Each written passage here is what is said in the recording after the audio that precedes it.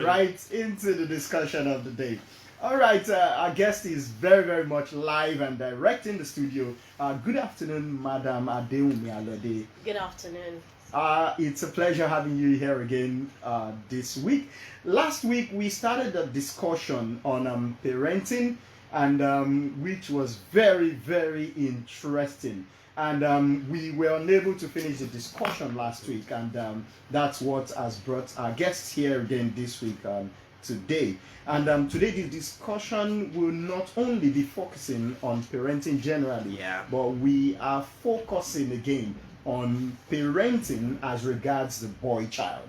You know, we've had a lot of advocacy around the girl child, around the female, but though we've been made to know or realize that though there have been some level of advocacy for the boy child, but not as much as loud as that for the girl child. So this afternoon we are looking at a discussion on raising the boy child.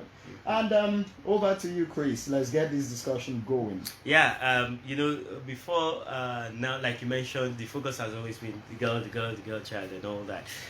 But to kickstart this, I would like us to just shed more light on who the boy child is. Who is the boy child? Yeah, once again, good afternoon, Chris. Good afternoon, Moses. Very quickly, because of our time, I like to always describe rather than defining. Mm-hmm. So for me, a boy child is a seed of a man. He is a man in the making. He is a brother. He is a father in the making. He is going to be someone's husband, someone's father. He's going to be someone's colleague. He's going to be your neighbor in the environment, in the society. He's going to take a lead role one way or the other, whether at the family level or at a governmental level. So just the way you plant a seed, okay, and the moment the plant starts to sprout, what do you say? You don't call it a seed anymore at all. You are excited if you're a child that I planted mango and I can see the mango tree, even though it is this little in height. So you see it as a mango tree that is growing. I need us to all see the boy child, not as a boy, but as a man in the making, as a father in the making, as a husband in the making, as a man who will get into the society and either do positively or negatively against the society. I'll delve more about it, as we go on. Wow. What hit me the most is that we should start seeing that boy child from this point. Just like because a child does not manifest all the attributes of an adult, does not make the child less of a human. So we should start seeing them from that perspective from the get-go. That this one is a man already, is a colleague already, is a father already. Okay. Now, why do you think there should be emphasis on the boy child now? We've always focused on the girl child. Why now do we have to focus on the boy child? Yeah, honestly, much more than ever before. It has become a major issue.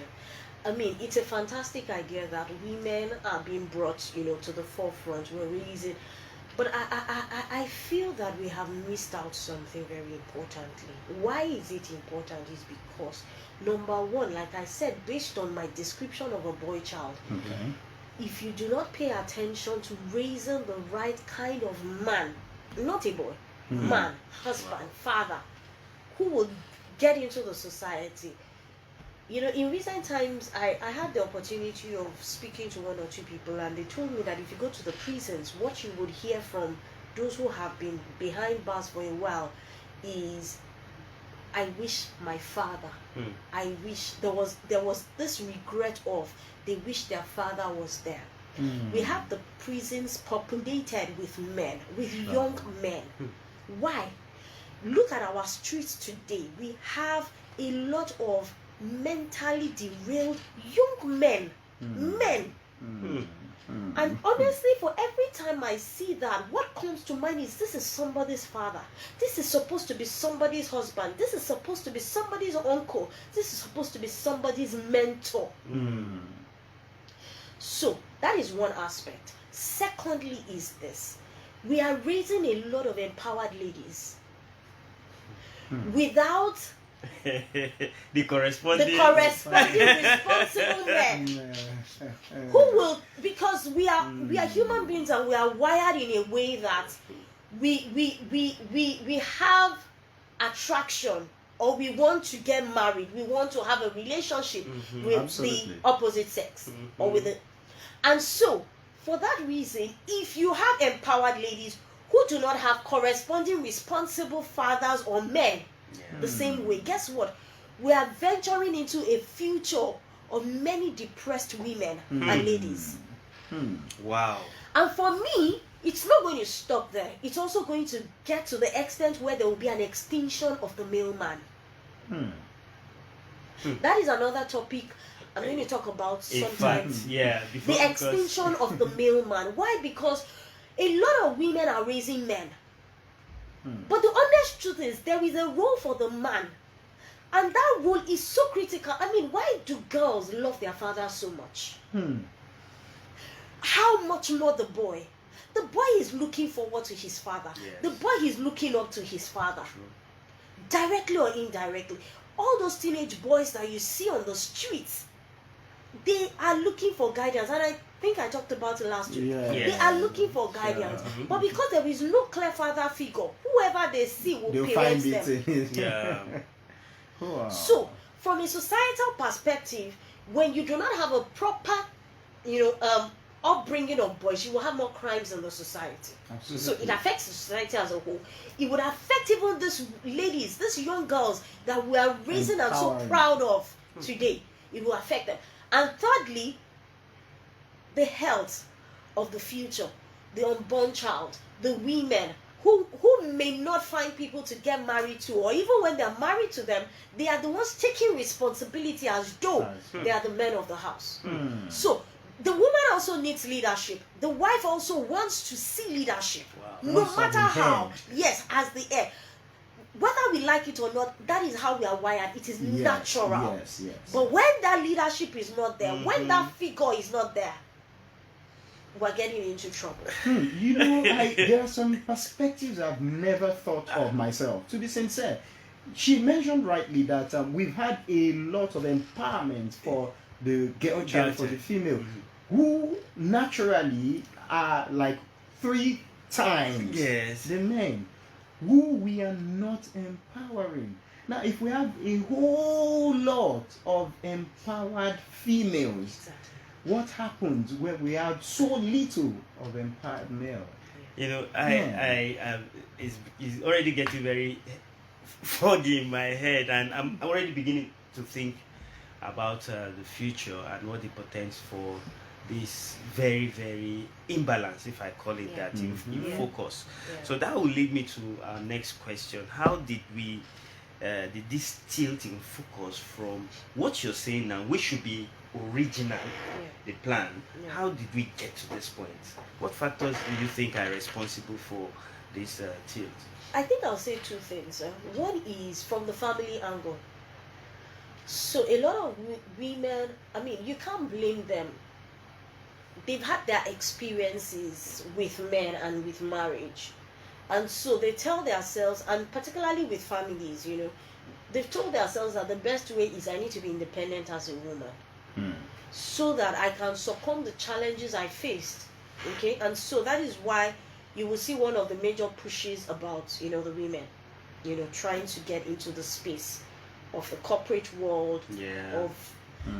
Now, there is also another aspect, which is this gender agenda for women. Gender agenda. Yes. Okay. That is another factor, that I think is responsible, for this tilt. The people who have pushed this agenda, they've done it so well, and they've done it with good intentions. However, I feel that we've lost it along the way. I mean, I attended the day of the International Day of the Girl Child, and I was invited to speak in a school, and one of the organizers, put up a particular statement, which I told her she needed to bring it down. We are not getting the men out. We are saying it is equality. Give the women a chance, give the girls a chance. We're not saying the Give them boys equal or chances, the men. yes. We cannot be unfair. I am also an advocate of the gender equality. Yes. Importantly. Yes. Because the women can also do. However, where there is imbalance is where there is unfairness. Exactly. And so we need to have, and I think that those two factors for me, I mean, there are quite a lot of other ones, you know, responsibility. Don't let me say the men have failed, you know, in their responsibilities at the home front, in leadership as well. Leadership especially. And so this is why we have this focus on, you know what, let me do what I can do, and which is the women saying, look, I cannot handle the men, so let me handle my daughter, my girl child. Let me make sure I bring her up in such a way that she can thrive and succeed in life. I think I need to mention these facts now. Every 11th of October, every year serves as International Day of the Girl Child, a celebration by the United Nations since 2011. However, the United Nations does not have an International Day of the Boy Child. You know, she says only countries that have just begun to come up, and they've fixed May 16. Well, I think there is a strong need now for the United Nations to have an International Day of the Boy Child. Okay. Well, I agree with you, but I've always maintained that the concept of the girl child or the boy child is entirely wrong. We're looking at the child. Exactly. The focus should always be on the child. The child, because we created this dichotomy. It's not something that you said something now. This gender agenda. It started out well, but somehow people have weaponized it. People are using it to achieve their own selfish ends, and it's something that you know we should start paying particular attention to. Now, how has these developments in recent times, how have they affected the growth and overall development of the boy child, since that's the focus we're having presently? I mean, I think I have stated some of those things before. How has it affected the boy child? How has it affected the development of the boy child? Look at many homes today. Where are the fathers? Don't forget I said last week that a parent is not just the person who births you, but a parent is one who trains you, who guides you, who mentors you. So, in terms of the development of the boy child, the father has a critical role to play. And what we have seen is that women are the one, mothers are the one raising men. But the honest truth is, I mean, just like a girl, when I got to the age of my menstrual cycle, my mom had a talk with me to tell me what I needed to do, how I needed to count the days. But for a boy child, at what point does he get from that being a boy to becoming a man? Is there a transition? Unlike the girl who has a menstrual cycle, that you can use that as a dichotomy to say now you are no longer a girl, you have become a woman. The same thing has to apply to a boy child. And it is the role of the father that needs to play that. And that is why today we have a lot of identity crisis with the boy, with the men. I am saying it has to do with identity. The problem we're seeing outside with the male child today, a lot of guys are out there, they are not responsible. They are old enough, they are working, yet they are not settling down. I mean, is that my problem? No. But actually, I mean, women are also being affected by, parents are worried. I mean, you are there, but you're not responsible. You're not responsible for yourself. You're not even married to anybody. You're not responsible for me as well.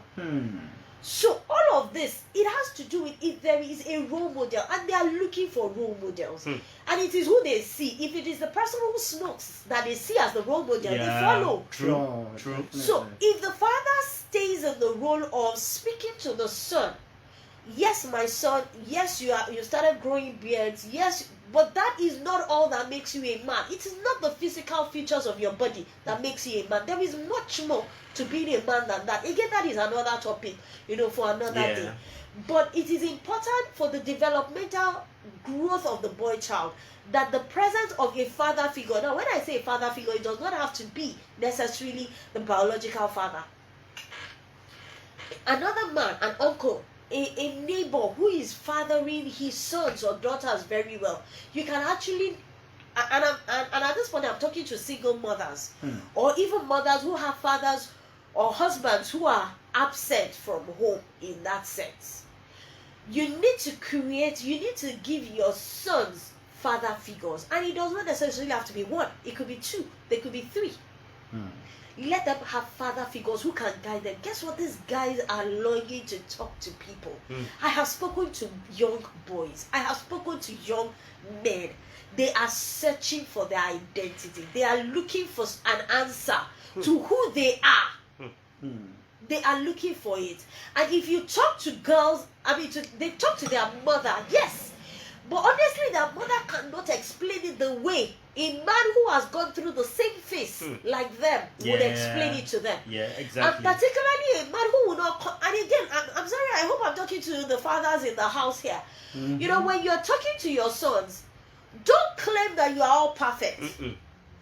Your son wants to talk to an imperfect father. Yeah. Who has gone through the stages he has gone through. Who has made mistakes. Who has wet dreams. But he doesn't know who to speak to about it. But if the father can hold up to say, I've also had wet dreams, I'm sure you're experiencing it now. Or when you wake up in the morning, you notice that you are erected all over. I mean, when you see a girl, you get excited. How do you manage that? You see, once you can break that conversation, your son runs home to speak to you for everything. Exactly. So you have opened the door of conversation to that boy. When they're talking about smoking and betting, his first point of call is, let me ask my father. Yeah. If my father can tell me this, then I will do it. Even if there are opposing information from the outside, the ringing tone of his father's voice, don't forget what I said last week. You start from the home. It is what they hear from the home that takes them out. If they don't hear it from the home first, wherever they hear it first, even if you say it at home later on, it opposes it. And so they fight it because what you are telling them did not program first, but what was told to them from the outside was programmed first. So that is why it is very critical. Oh man, some things very hard. Yeah, I took some notes, and one of the things that hit me here is in your relationship with the boy child, as the father being the role model who he sees, there must be some level of vulnerability. Exactly. You cannot lay claims to just be a perfect guy and all that.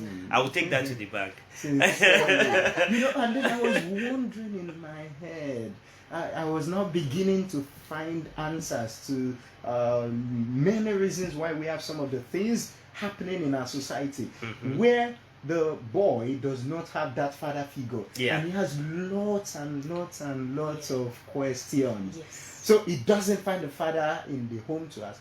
He goes elsewhere to find the answers. And unfortunately, many of them get the wrong answers. Wow, this is very, very deep. Now, madam, if we are now looking at the relevance of the care of the boy child, now, what is the relevance of the care of the boy child vis-a-vis family life?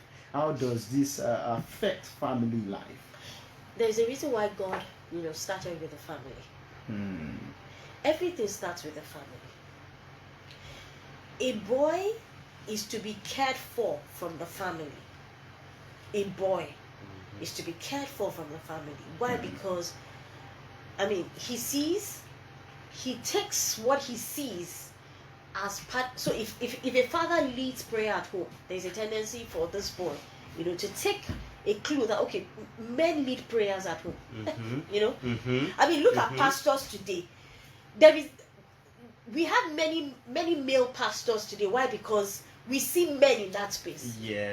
It's now that we're talking about let's distort things a little bit. Even engineers, when you talk about engineers, is male dominated. And so we're saying women can get into that space as well. Now, when it comes to caring for the child from home, The challenge I have is girls have been given a lot of responsibility at home rather than the boy. There is this misconception of the boy will grow. He will just grow. He will get it. He will get it. It's automatic. I mean, right from a girl of 5 years, 6 years, the mother is already saying, go and do this because you will be a woman. They are picturing the future for the girl child. The same level of care needs to be given to the boy child. Let him picture his future right from now. You're going to be a responsible man. And this is how responsible men behave. So, for instance, let me give you an example. My son, one day, his dad was really coming home late because of work and all of that. And, you know, he came to meet me, Mommy, I need my daddy and all of that. And I said, look, your dad has gone out to work. I took that opportunity to lecture him, to say, that is what men do. They work. If he doesn't work and bring home money, how would I pay your school fees? How would we have the house that we have? How would we eat? How would you want ball? You want to go to a football academy? How are we going to pay for that? It's because men work. That's one. When your father gets home and he's doing something, I took that opportunity again. When I see his dad doing it, I say, you see, he's also doing it. He's a man. It is not just a woman's job. My husband supports me, and I need you to see that it is not out of place for men to support their wives at home. So you are painting a picture that he will live with. Yes. That he will run with.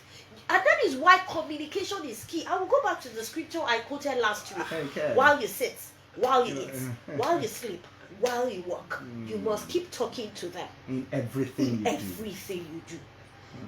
You know, when she talked about, when she said something, I laughed. That men support women. That's what she said. Men support women. You know, men have this penchant for when they come back from work. Oga is bad. Just relax, relax, stretch. While the woman runs around.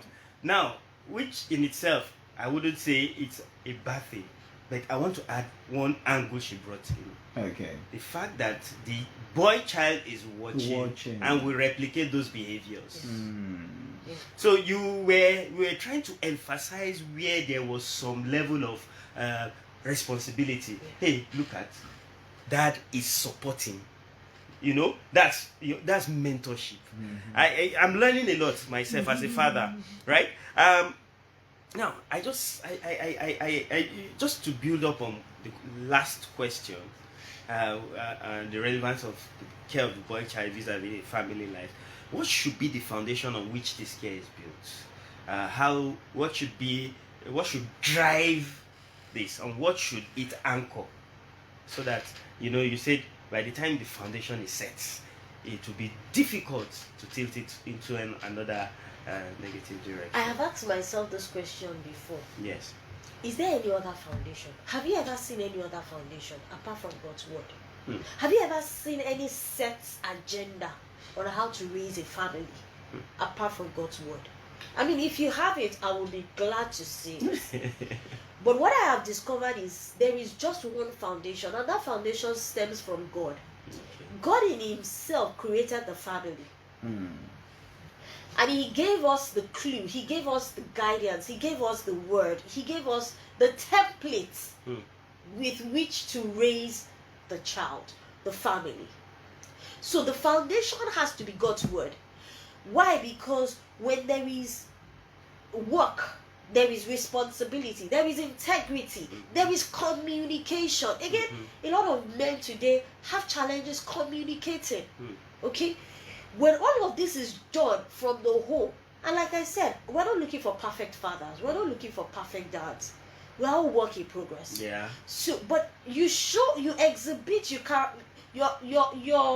child can if your child would describe his father and say, oh, my dad goes to work, my dad supports my mom, my dad prays, my dad is God-fearing, my dad is honest, my dad lost an opportunity because he would not compromise. You understand? Those kind of things. They are all stepped from the foundation of God's word. So positive principles.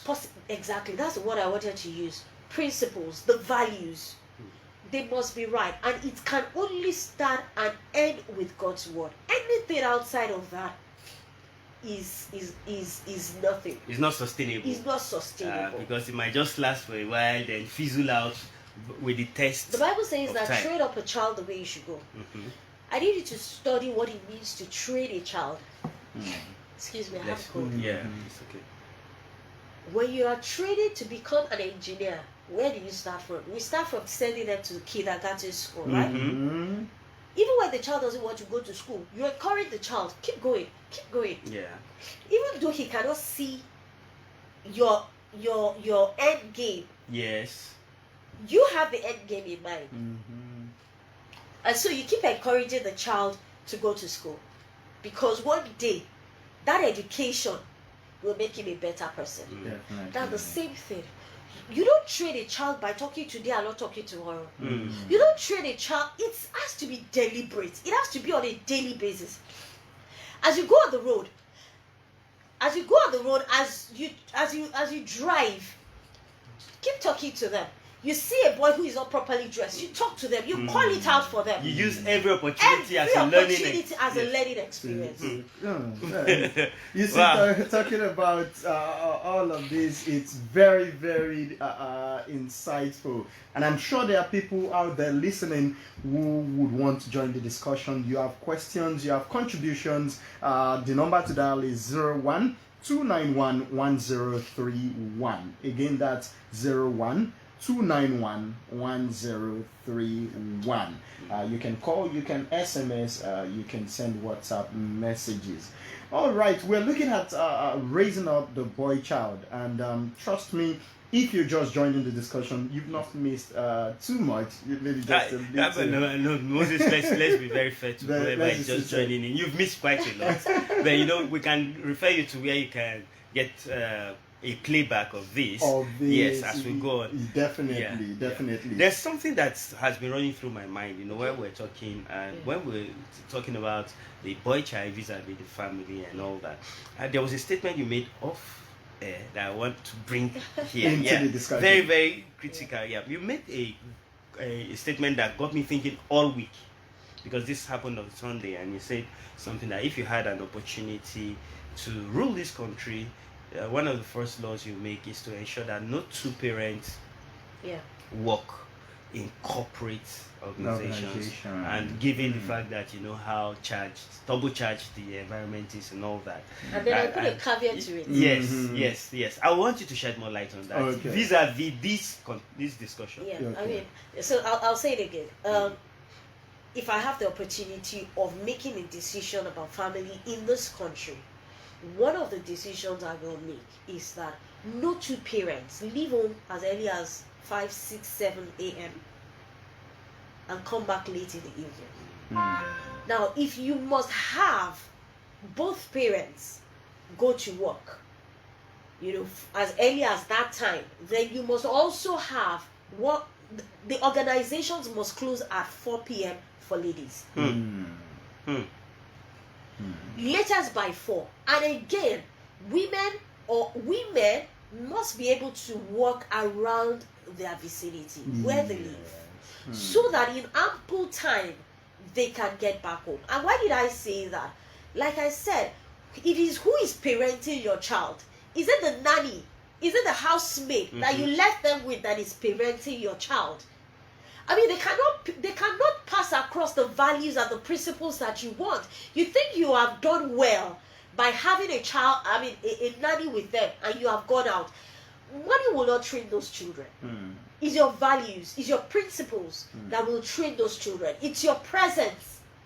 Communicating your values to them is what will train those children. So it's very important that, if you're working right now, I'm not saying you should leave your work, but you just need to figure it out. Yes. How you will ensure that there is constant communication with the child. On my Instagram page this week, I talked about the dining table. Okay. The dining table is a place where values are taught. It's a place where fears are shared.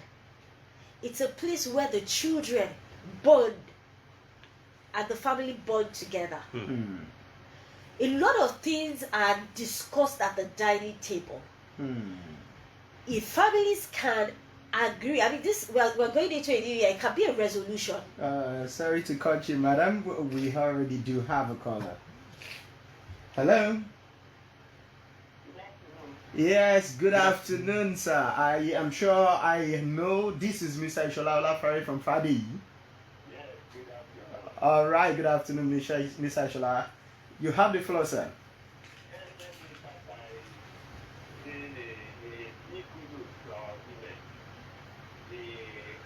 They are really wonderful creatures. In fact, I want to say this, a big kudos to them once again. They can really just work in their own. And most of the men, let me not say majority of men, most of men, they are just waiting for end result. When they see their chest and say, yeah, this is my boy. Without making frantic effort to work towards making the end result rewarding. And what problem was they give all the blame on the woman. Sure. The Nigerian women were just telling me just yesterday that everybody was blaming, even our husband was blaming her that she, because of the problem that their son is facing now. And this is the man that we tell his wife that look, I've been smoking, I've been drinking. We was in last 19 years old, so nothing big to what my son is saying. And still telling on the son now, and the woman is going to spiritual house because of the boy now. Wow. Oh, with all the effort the woman has made. Wow. What I'm saying is that it needs our boys to be something. It's the sense of the father most of the time. There's a lot of problems, and the man that is just devoting. I don't go to church, I don't do anything, I don't have time for God. And the boy is falling after him right now. And the problem is there. So many examples are found like that. So what I'm saying, let's meet fathers, what I'm doing concerning our boys. Yes, they may because we are focusing on boys, that's why I'm just looking what I say. So all the children, so you can see that it will go a long way. So if at the end of the day we think after we have made our own effort, we have tried them, and we still see this problem, then we can know how to go to God in prayer and pray over it.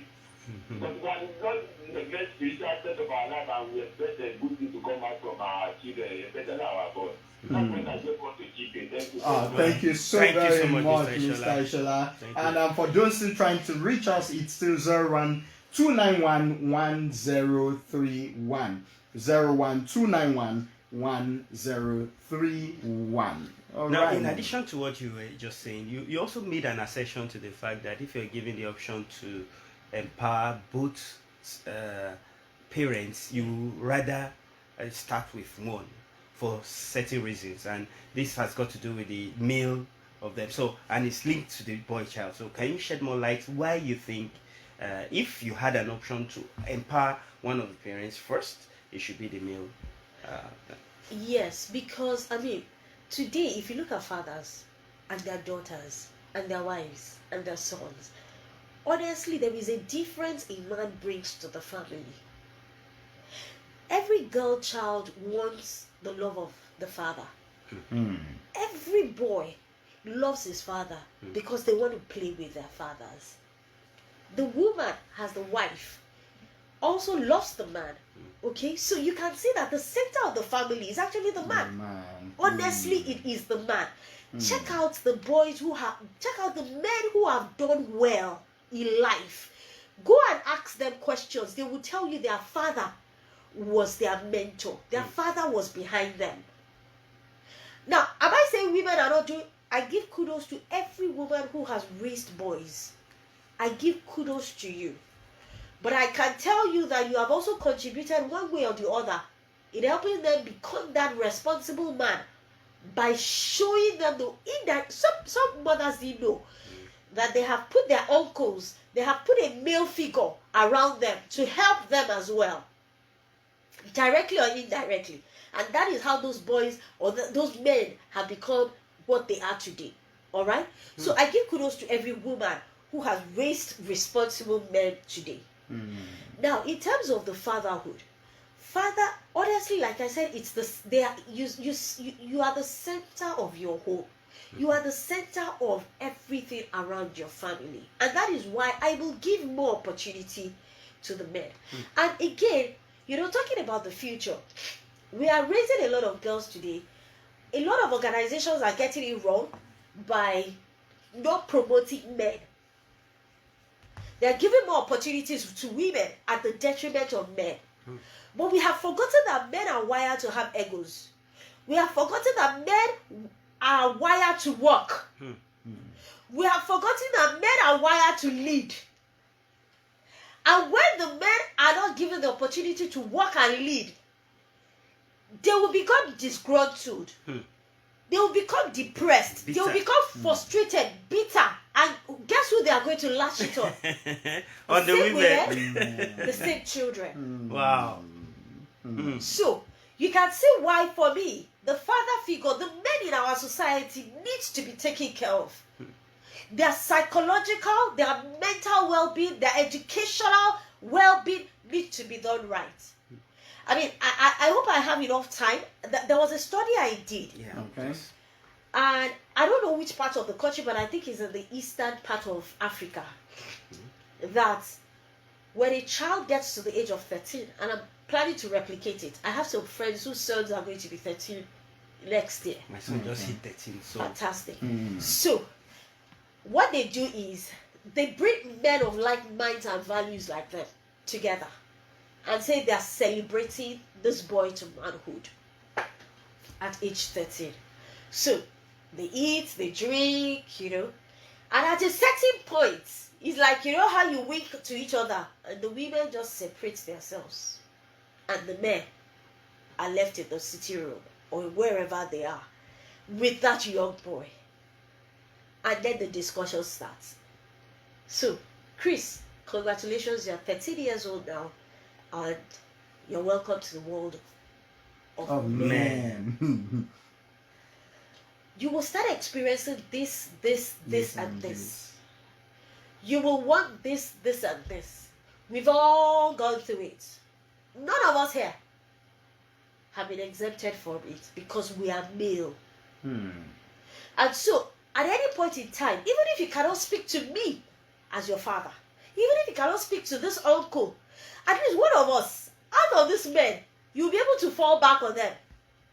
And then, during that discussion, see Mr. Moses, see Uncle Moses. Uncle Moses is this, Uncle Moses is that. He has achieved this, he has done this, he has a family, his wife is happy. You understand? This is Mr. Moses, this is Uncle Moses. This is my friend. You've always known him. He's my childhood friend. We grew up together. We did this together. We talk about your values. How you have, in spite of the fact that you went down at a point, but you picked up based on righteousness, based on integrity. You still made it in life. You did not succumb to it. This is Uncle Larry. Uncle Larry used to smoke. He was one of those boys that just decided to stray. To derail. But guess what? He got himself back. Why? Because he realized that his life wasn't going the right way he was supposed to go. He came to us for help. And we told him, you see, you cannot be smoking weed and you think that you can get it right. You cannot get it right that way. And until Uncle Larry admitted to the fact that he needed help with smoking with weed. This is Uncle Tunde. Uncle Tunde likes women a lot. You are talking to a 13-year-old boy. And you are talking about the vulnerability of you as men to him. And you are saying, look, there is nothing anybody can tell you in class or in school or in the playground. Come back to, we share the same values. Have you seen any of us? And I did it to my son, even though my son is not 13. One day I asked my son, I said, does your daddy have a tattoo? He says no. Does your grandfather has a tattoo? He says no. Does Uncle Baby have a tattoo? No. Uncle Friday, does he have a tattoo? No. Uncle Cousin, does he have a tattoo? No. My brother, Daddy Tishore, does he have a tattoo? No. So you can see, we don't have tattoos, but it doesn't make us. It doesn't make them less men because they don't have tattoos. So Communication. You need to keep calling their faces and attention to it. I do something to my son as well. From time to time, I ask him, Buluwaga, who are you? Buluwaga, who do you see? Who are you seeing? And he would tell me, Mommy, because I had to tell him, I see a responsible man. I see a God-fearing man. I see a responsible father. I see a responsible husband. I see a pace setter. I see an inventor. I see an innovator. I see an entrepreneur. I need you to keep seeing it. One day it will catch up with you. You need to keep seeing it. Please, I hope parents are listening to me. I need you to get your sons, not just to see themselves as sons today, but they are a seed as the men of tomorrow. And it is from now that you make them see it. In schools, they sing, I want to be a doctor. We make them dress up to school nowadays. Yes. They put on the soldier uniform, they put on the doctor's uniform, they put on the lawyer's wig, and all of that. This, because you are making them envision something. The same way, you need to keep the boys today envisioned about who they are. And if you need to write it on their walls in their room, and make them recite it, that I see, Boluwaga, I see myself as a responsible man, a responsible father. I see myself as this and that. Continuously, it will catch up with them.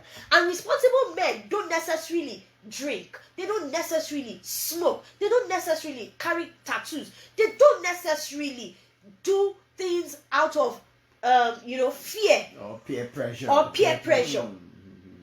I mean, I know I'm taking a lot of time, but I have a worry about another trend I see in young men today. Lack of courage. Lack of courage. Lack of confidence. Why? Because they don't know who they are. They don't know who they are. That is my problem. Identity. They don't know who they are. Meanwhile, the girls are getting into that space. Do I have a problem with it? No. Go into academic institutions. See those topping the classes. It's everywhere. I mean, you see a young man coming for an interview and you see a young girl coming for an interview. And guess what? The young man has done so well. He has done so much. But when it comes to communicating it and saying what exactly he has achieved, he will not be able to do it because he lacks confidence compared to the girl. Why? Because the girl has been tutored. The girl has attended WIMBIS. The girl has attended a lot of conferences. Where are all the conferences for the boys? Before we, you see, it's those just are big questions. So this, I'm sober, very very sober, because as a parent, as somebody who I have just boys, so it's hitting just the right chords, and I hope every other parent out there is also having the same inner dialogues. How do we now go about making sure that we get to that point where we start redressing this whole situation? Yeah. Again, it starts with the fathers. It starts with the mothers. If you don't have a father figure at home, look around. It can be in church. It can be at your workplace. It can be an uncle. It can be his grandfather. I learned something some time ago, I think from Dr. James Dobson. Men can only raise men. Wow. Only men can raise men. So, from when he is a young boy, you need him to play. Let him play. It hurts my heart so much when I see young boys locked up in the houses. They are not allowed to play. Boys are wired to exert energy. Yes. Look, it's either you pack up your house and give them that space. You cannot have TV and say this boy cannot play ball and kick. What I have realized is boys love to kick. Boys love to jump. Boys have so much energy and they need to do those things. It is part of who they are. Don't constrain them. What I mean, don't constrain them. Am I saying I mean just leave them and let them hurt themselves? No, there is definitely a limit to how you would do it, but allow them to express themselves when they are quite young. Now, as they attain the age of, the teenage age, yeah, like I said, they are looking for identity at that point. And so you need to define identity to them. What exactly is a man? It is not because you have beards or you are showing that you have, or the penis underneath your private makes you a man. That is not what makes you a man. So you need to define who a man is to him. And you have to work with him consistently, guiding him. Because guess what? There is so much opposition in the world today that is confronting the young men. Pornography is everywhere. On our streets, it is everywhere. As in, pornography is not when we just go into the internet. On the street, this is Christmas period. You will see a street with a naked girl. And they will say it's party, you know, Christmas concert. True. So they see those pictures. It is registered in their brains. Yes. But who is helping them to dislodge all those things that they are seeing? Somebody needs to help them. And that is the role of the teenage child. I mean, the role of the father and mother to the teenage child. They need a lot. Look, a teenager would show you a lot of mood swings. A teenager would do all, you know, try to make you feel as if, you know what, I'm independent enough, I don't need you. But guess what? They need you so much. They listen to you. Don't get discouraged by their attitude. They are listening to you. They want to hear you. They need your guidance. Ask them to take a walk with you. In fact, ask if you want to help them break this conversation thing. Ask them, you know, this Twitter thing, come and teach me. It makes them feel good that, I will teach you mommy for the first time. Make them feel good about themselves. I feel good about me. And from there you can discuss it. So, I mean, what can I do with Twitter? What else can I do with Twitter? And because he knows that, mommy has confidence. Every teenager wants to be believed in. And guess what? They believe them out there. And that is why they run there. But because they don't have people who believe in them. In the home. They run to where they believe in them. Wow. Where they feel more of themselves instead of less. Yes. Now, you see, I don't want us to lose out on an opportunity here, miss out on an opportunity here. Because of time, yes, I would like you to, let's have your contacts so that anybody who is really interested in keeping this conversation ongoing can reach you. All right. Thank you very much, Chris. And my phone number, but you can only reach me on WhatsApp on this, 080 8718 9278. 080 8718 9278. 9278. Let me help you with that again. That's 080 8718 9278. WhatsApp. That's WhatsApp. a WhatsApp Yes, only. Time. Yeah, Moses. It's our time to say goodbye. We want to thank Adewunmi Alode for being our guest on the show this week and last week. Until we come here again next week, it's bye-bye from here.